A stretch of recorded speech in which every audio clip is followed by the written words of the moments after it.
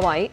5G 的士車隊月底起陸續投入服務。運輸及物流局局長陳美寶話，全港會設13個指定車隊上落客區。至於能唔能夠定低過咪標價搶客，當局話原則上可以，但有部分的士業界擔心會構成不公平競爭。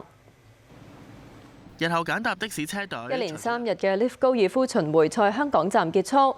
文化體育及旅遊局局長羅淑佩話，正爭取呢項盛事每年喺香港舉行。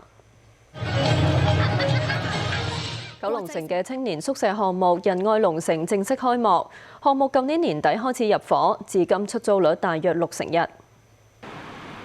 仁愛龍城位於九龍城。北京舉行全國人大會議民生主題記者會，當局話今年會推出唔同措施擴大就業，又指樓市持續止跌回穩，會堅決穩住樓市。今年政府工作報告，菲律賓前總統杜特爾特訪問香港，提到國際刑事法院指控佢觸犯反人類罪。佢話希望菲律賓人安寧過活，若果被判入獄就無能為力。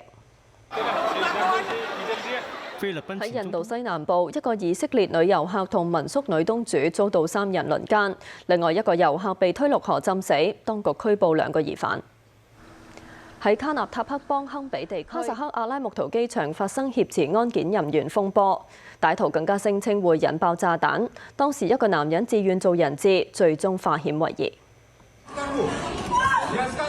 新聞報導員晚安。